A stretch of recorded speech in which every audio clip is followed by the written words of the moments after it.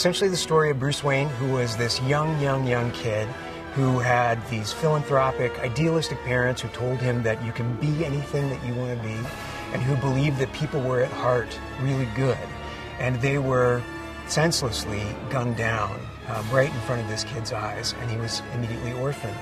And instead of feeling sorry for himself and instead of grieving, he sort of shut down and resolved that he was going to spend his life making sure that never happened to anyone else ever again. And as we know, that young kid became Batman. But he also sort of became very guarded, very isolated, a loner, a vigilante who trusted no one except his trusty butler, Alfred. And then at a certain point in his career as Batman, he witnesses another young kid, this kid Dick Grayson, a circus performer, whose parents are also murdered right in front of this kid's eyes. And it just cracks Bruce wide open. And it forces him to sort of get in touch with a lot of the pain that he hasn't been dealing with. And his immediate instinct is, I have to help this kid. I have no idea how I'm going to be able to do it. I don't know anything about kids. But they have a bond, they have this connection, they both lost their parents. And so it's a story of these two people who have so much in common and are driven in exactly the same way, but have no idea how to communicate with each other, how to get through to each other. Bruce wants to protect Dick. All Dick wants is to get revenge for his parents' murder, and the person he thinks who can help him with that is Batman. So he idolizes Batman, and he doesn't care for Bruce Wayne very much, and all Bruce wants to do is be able to help and protect him from leading the same life that he leads as Batman. So you've got sort of an interesting triangle where, you know, Bruce wants to bond with Dick, but Dick has no interest in Bruce and wants to bond with Batman, and Batman can't let anybody else in his life right now. So that's the dynamic and the sort of emotional stake of the story that takes us through. You know, is Dick going to survive the loss of his parents? Is he going to succumb to his impulse for revenge, or is he going to be reborn, as we know, as Robin the Boy Wonder? Are they going to form this partnership, and how do they do it? And that's the spine of Batman Live. We as comic fans, you know, Jim and Geoff and I, we set the bar really high. And the creative team involved with Batman Live just meets every expectation and surpasses it. We are bringing these environments to life in a way that I've never experienced before, in any movie, in any TV show, in any comic book. It's very faithful to the source material, very, very faithful to the source material. Very influenced by Jim Lee's work on the characters as well, obviously. But it heightens everything, and you're in an audience. You're sharing this experience with an enormous group of people, which is a unique experience in and of itself. But it's alive and it's happening all around you, and it's something I don't think people have ever seen or will ever forget.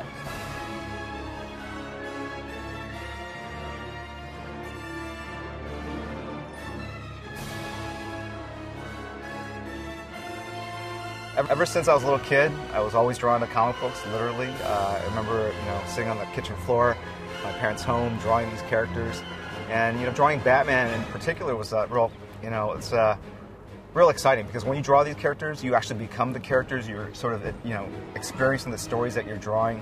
And in particular, Batman, because he's a character that doesn't have superpowers, it's something that you really do feel like, certainly as a kid, that you could be Batman, right? If I just put on a cape and went outside, I could fight crime. If I just souped up my parents' car, that could be the Batmobile. And I just remember, spending days just, lying on the floor, just drawing these adventures, drawing Batman, drawing my own Batcave, drawing my own villains. So, it's something that, when I draw the character now as a professional, I definitely tap into that kind of childhood nostalgia and that kind of feeling I had, because to me, that was like kind of the magic of comic books. It's that teleportation into a different universe. Batman is a character that took on the cowl because his parents were murdered, and he goes through this great sacrifice to become this ultimate hero.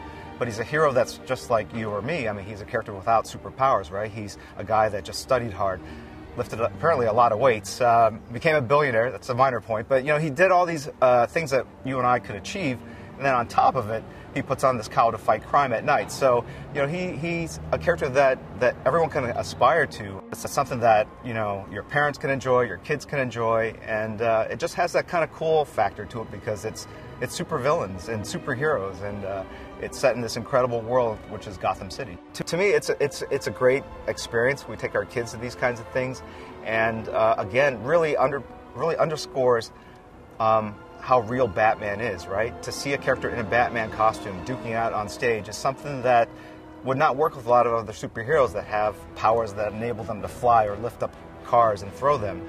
Batman is in our world, slightly different, but in our world, and it's something that's very believable. And being able to go to a production and see that performed in front of you, really underscores the fact that that Batman is a character that could very well exist. I think it's going to be something that we haven't seen before, and I think that's the real selling point here, is that it's not just CGI.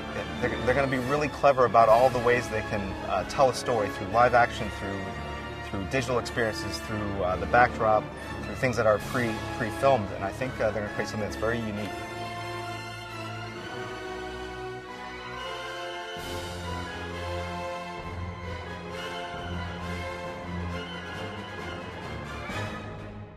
And so when we talked about the story, and they talked about wanting to do Robin's origin, which is phenomenal for a live-action piece because of the circus aspect, I got really excited. And my involvement was, they brought me in, they said, let's talk about story. And they had kind of a story idea, and I wanted to help shape that story a little bit and really get to the heart of it. Like, what does Robin mean emotionally to Batman? How is that going to be a family show? How is that going to be celebrate everything Batman is? And I really felt there was one writer that could help capture that, who had theater experience, comic book experience, and loved the characters, shared my passion for Batman and the DC Universe, and that was Allan Heinberg. So I brought Allan Heinberg into the process. He wrote the script based on a story by Alan Burnett and Stan Berkowitz, and heightened the story up and really brought out that emotional heart, so that it celebrated what Robin and Batman and that whole, the dynamic duo is, how it came to be, what it meant. And he worked with Nick, and he really helped bring out, like, this is a live show. It's not an animation, an animated series. It's not a film. It's not a TV show. It's not a comic book. It's a live show. It's a three-dimensional show, and you're there watching it. So what aspects can we celebrate? What aspects can we really draw from this story and best utilize the format of it? And I thought Alan just did a perfect job bringing that stuff out. And then Nick and his team, the stuff they have it blew me away. So, most of the time when you're reading a Batman story, you're watching a Batman story, it's like, comic books, TV, film, it's all two-dimensional. And it's all great. It's great experiences, but even playing a video game, you're kind of immersed in a two-dimensional world. You're not really there. But Batman Live, the thing that excites me about it, that I really love hearing the details they talk about, like when you first come into the arena and you see the cityscape and you hear the sounds of the city and the sun setting, and you're in Gotham City. You're a part of Gotham City. And so you're an active participant in this story. And when Batman comes out and you see him do his things live, it's just completely different experience from anything anyone's ever had with Batman. It's something that longtime fans will, I think, really love. I love the story. And new fans who are going to be introduced to Robin, and maybe even Batman for the very first time, will really grab onto. But it's a story for today. It's a new story for a new generation. There's not a place on Earth that doesn't know who Batman is and doesn't love what Batman is. So Batman Live, it can play anywhere. That's the thing I love about Batman, is that he is one of the most iconic characters, not superhero characters in history. He's the most popular fictional character that exists. He has more stories told about him than any other fictional character out there. That's just a fact.